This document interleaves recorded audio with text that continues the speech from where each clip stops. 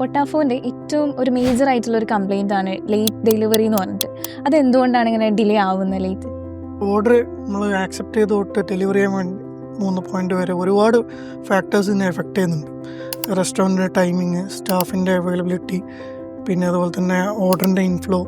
ഇപ്പോൾ ഇത്രയും ഫാക്ടേഴ്സൊക്കെ ഇതിൽ ഏതെങ്കിലും ഒന്ന് ജസ്റ്റ് ഒന്ന് അങ്ങോട്ടും ഇങ്ങോട്ടും ടൈം ചേഞ്ച് ആയി വരെ നമ്മുടെ കംപ്ലീറ്റ് ഓർഡർ ഡിലേ ആവും. അപ്പം ഇതാണ് മെയിൻ ഫാക്ടേഴ്സ് വരുന്നത്. ഓരോ ഓർഡർ ഡിലേ ആയി പോകുന്നത് I personally and my team also അത്രയ്ക്ക് വിഷമിച്ചിട്ടാണ് അത് എത്തിക്കുന്നത്.